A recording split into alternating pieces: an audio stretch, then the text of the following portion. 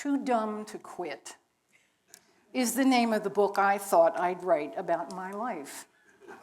For some reason not completely understood by me, I just keep getting up after being knocked down. Sometimes it takes me a while to get my mojo back, but it's always there waiting for me when I'm ready to return, smiling, "Hey, welcome back. Missed you." But somehow, given all the recent events, storms both literal and emotional, it feels like I really need my mojo even more, and to share what I've learned that keeps me going. In the times when I've been down and felt like a total failure, I've thought of my life as Joseph Campbell wrote in his book, The Hero with 1,000 Faces. Campbell used the Odysseus myth as a metaphor for our hero's journey, that more ordinary hero's journey. But the fact that it's ordinary doesn't make it any less meaningful for us as individuals. It's the journey itself that's important, and what we take with us from that journey that oftentimes, not until much later, provides us with the lesson, the golden fleece, that will help enhance our lives. You, me, we are all the heroes of our stories. Never, ever forget that. Even when you're most down and feeling like the biggest failure in the world, in your life, in my life, in the life of all of us, we are still the heroes of our stories. Pema Chodron, a Buddhist nun and one of the most compassionate teachers I have ever encountered, spoke to a graduating class at the Naropa Institute in Boulder, Colorado. She titled her talk using a quote from the playwright Samuel Beckett: "Ever tried, ever failed, no matter. Try again, fail better." Pema expresses her perspective about failure much more eloquently than I can, so I'm just going to read her words. Fail better means you begin to have the ability to hold the rawness of vulnerability in your heart and see it as your connection with other human beings and as part of your humanness. Failing better means that when things happen in your life, they become a source of growth, a source of forward, a source that comes from that place of rawness from which you can really communicate genuinely with other people. Pema continues, your best qualities come out of that place because it's unguarded and you're not shielding yourself. Failing better means that failure becomes a rich and fertile ground instead of just another slap in the face. And so I can tell you, she continues, that it is out of this same space that come our best human qualities of bravery, kindness, and the ability to really reach out and care about each other. The question is, are you going to grow, or are you going to just stay as you are out of fear and waste your precious human life by status quoing instead of being willing to break the sound barrier, break the glass ceiling, or whatever it is in your own life? Are you willing to go forward? She finishes by saying, I suggest the willingness to go forward instead of staying still, which is essentially going backward, particularly when you have a calling in some direction. That calling needs to be answered. And it's not necessarily going to work out the way you want it to work out. But it is taking you forward, and you are leaving the nest, and that can never be a mistake, to fly instead of staying in the nest. There's a short poem apropos of flying by an English poet named Christopher Leigh, and my guess is some of you may have already heard it. Come to the edge. We might fall. Come to the edge. It's too high. Come to the edge. And they came, and he pushed them, and they flew.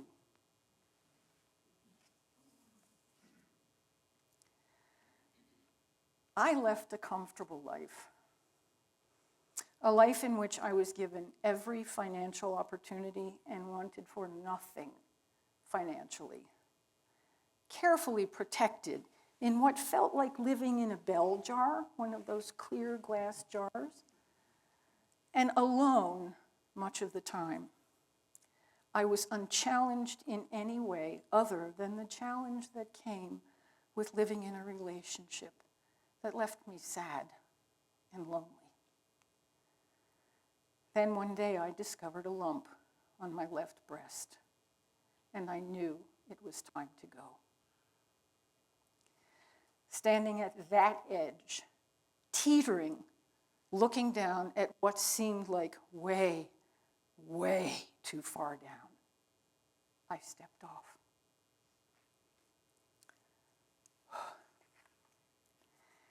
As a lifetime risk taker, I have, for as long as I can remember, put myself out there, whatever out there was. I was excruciatingly shy as a child. I was so shy, I was afraid to pick up a telephone when it rang. But somehow, I knew I wanted to be different. I knew I wanted to be fearless. So I've spent my life pushing my boundaries and finding ways to challenge myself. There was something about the wildness of standing at the edge, of daring myself to try, and being willing to suffer through whatever bumps, be they physical or emotional, that might happen. And I learned to be careful, even in taking risks. I did whatever possible to minimize potential damage. And it helped sometimes. Many are afraid to take risks. What's that fear about? Most of us know the answer. We're afraid of making fools out of ourselves, or the very sensible fear of injury of some kind.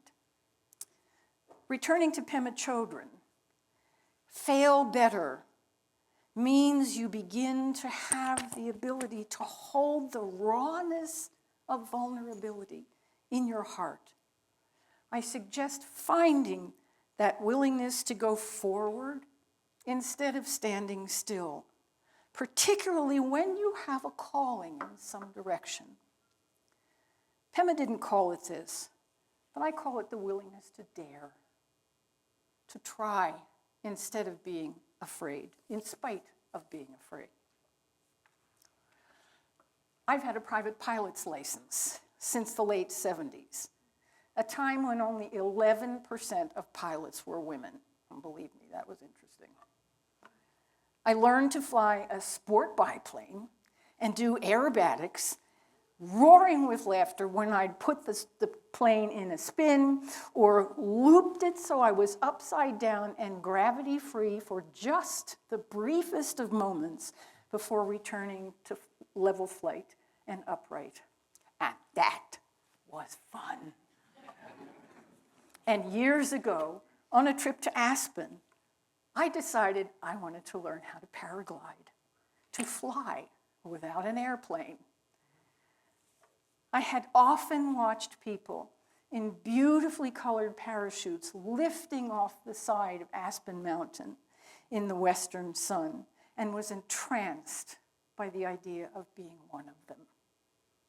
The notion of launching myself off the side of the mountain thrilled and terrified me. So, of course, I signed up. And the next day began the lessons, 4 days of them culminating in a solo flight from the western face of Aspen Mountain. I was part of a group of 6, each with an instructor. We met at the base of the mountain, took the gondola to the top, and walked to the launch site. I've never been so scared in my entire life. Yet at the same time, the thrill of learning to feel flight with only a parachute as a wing and the challenge of daring myself kept calling me on. Come to the edge. We were all taught to make sure the wind was coming up the hill for lift. Down is not good. To lay out the chute, making sure the lines were all straight, and instructed in the way we were to launch, which is basically running to the edge of the mountain like a devil is chasing you, until your chute inflates and you're flying, theoretically before you get to that edge. The instructor strapped the chute to his back, and me strapped into a harness to him securely. And together we ran, and we took flight. For 3 days, we all flew tandem, strapped to the instructor for safety's sake, for the sake of our skins and their liability. On the 4th, we were to fly solo. By that time, I had lost 4 pounds. Abject terror ensured I could not keep anything inside me. On the 4th day, we met at the base of the mountain, took the gondola to the top, and walked to the launch site. We checked the wind to make sure it was going up the hill rather than down, spread out our chutes behind us, strapped ourselves in our harnesses, alone this time, and one by one began to launch. It was my turn. With the lines in my hands and the chute carefully spread out behind me, terrified, I began to run. Now, some of you may know I am not a religious person, and having been raised as a Quaker, I can only say that I'm marginally Christian. However, as I ran, out of my mouth came, "Stay with me, Jesus!" That was the general response to everybody around. As I ran, my chute began to inflate, rising over my head.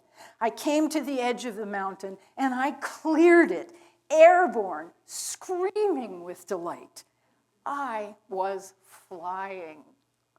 It was one of the most exhilarating experiences I have ever had. Terrified, I dared. I took the risk, and I flew.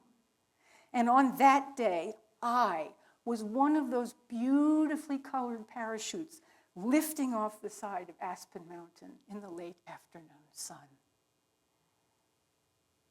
Come to the edge. For those of us who take a risk, whatever that risk might be, who are willing to dare, we may know that we might not succeed, but we try anyway. Scientists, Olympic athletes, entrepreneurs, and crazy people like me all know that only some will make it. But we try anyway. We make sure we've done our advanced planning and preparation, and we're probably afraid, but we try anyway. We have to. We are constitutionally rigged to keep going in spite of what others perceive as craziness. We have to try anyway. We have to go to that edge. Fear and daring are 2 faces of taking a risk. Fear of failure and of ridicule, and as I said before, that most sensible fear of being hurt. Fear of standing in front of an audience and blowing it, and continuing on in spite of that fear. Daring to be vulnerable, daring to be seen, daring to push our boundaries and expose that rawness and vulnerability that Pema wrote about in order to grow and become who we really to be. Come to the edge. We might fall. Come to the edge. It's too high. Come to the edge. And they came, and he pushed, and they flew. I went to the edge, and I learned to fly. So maybe I'm not so dumb as I thought. I've learned much over the course of my life, and I can actually now say, I'm grateful for those lessons, because they are my gifts to use in service to others.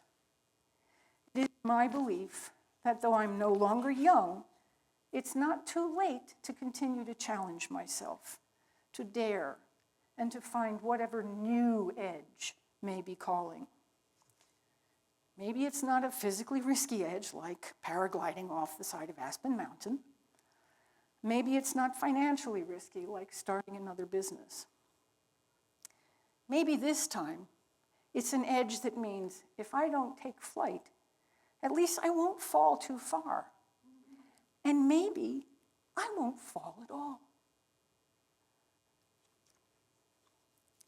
Several years ago, I found these words from Teddy Roosevelt. The pronouns used were of that time, so please keep that in mind as I read. It is not the critic who counts, not the man who points out how the strong man stumbles or where the doer of deeds could have done better. The credit belongs to the man who is actually in the arena, whose face is marred by dust and sweat and blood, who strives valiantly, who errs, who comes short again and again, because there is no effort without error and shortcoming, but who does actually strive to do the deeds, who knows great enthusiasms, the great devotions, who spends himself in a worthy cause, who at best knows in the end the triumph of high achievement, and who at the worst, if he fails, at least he failed while daring greatly, so that his place shall never be with those cold and timid souls who neither know victory nor defeat. Roosevelt believed we should not be judged by what we achieve, but by what we do. It's the process that matters. It's the keeping on, the getting back up again and again that matters. So, too dumb to quit? Nah. Especially now. In the larger arena, we haven't failed. We dared. We took a chance. Now we must keep going. On an individual level, take that risk.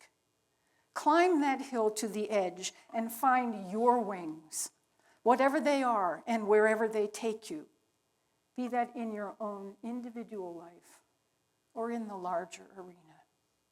There is still so much work to be done. Care to join me?